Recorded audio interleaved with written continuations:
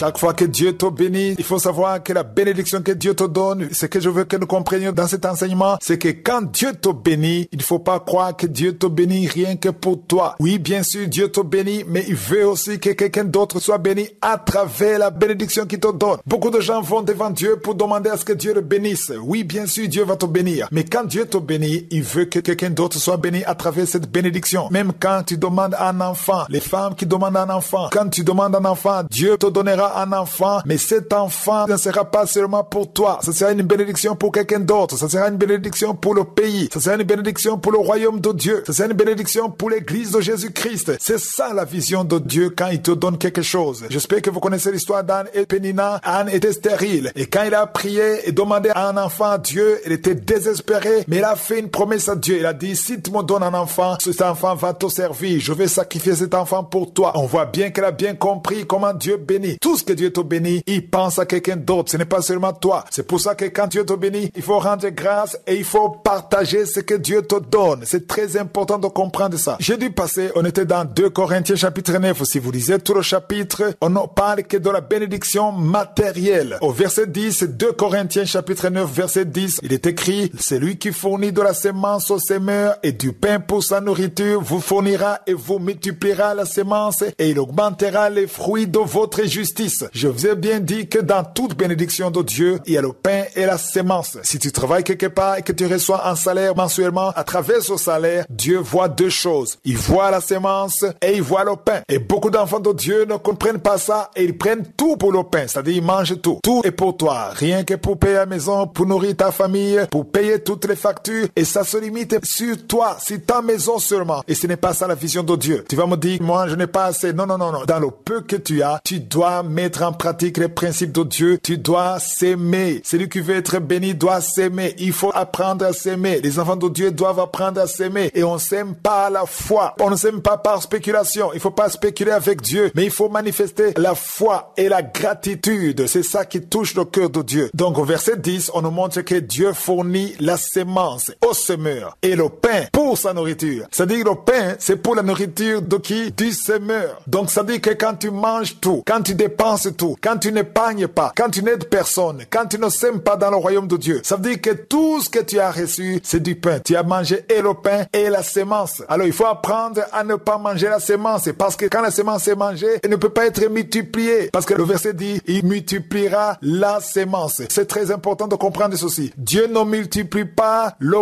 pain, mais il multiplie la semence, parce que le pain, c'est pour être mangé, et la semence, c'est pour être sémé et être multiplié. Donc, il faut manger le pain et s'aimer. Alors, c'est quoi la semence? Les gens peuvent se demander, quel est le pourcentage de la semence? Non, dans le Nouveau Testament, il n'y a pas un pourcentage précis. Non, si vous lisez au verset 7, lisez le verset 7, 2 Corinthiens chapitre 9, verset 7, il est dit que chacun donne comme il l'a résolu en son cœur, sans tristesse ni contrainte, car Dieu aime celui qui donne avec joie. Ça, c'est le Nouveau Testament. Aujourd'hui, dans beaucoup d'églises, on enseigne plus l'Ancien Testament. On vous montre dans Malachie, on vous menace, on vous dit vous êtes malheureux, vous êtes maudits, vous volez Dieu. Ça, c'est l'Ancien Testament. Dans l'Ancien Testament, on dépendait de la loi. La loi était claire, noir sur blanc. Tu ne suis pas la loi, tu es maudit. Et aujourd'hui, il y a des enfants de Dieu qui sont dans le Nouveau Testament, qui se lient aux lois de l'Ancien Testament. Quand tu te lis aux lois de l'Ancien Testament, dans Galates chapitre 3, on dit que celui qui s'attache à la loi est maudit. Tu es maudit. Tu te mets toi-même sous la loi et tu te mets dans la malédiction. Mais au verset 7, dans le Nouveau Testament, il est dit que chacun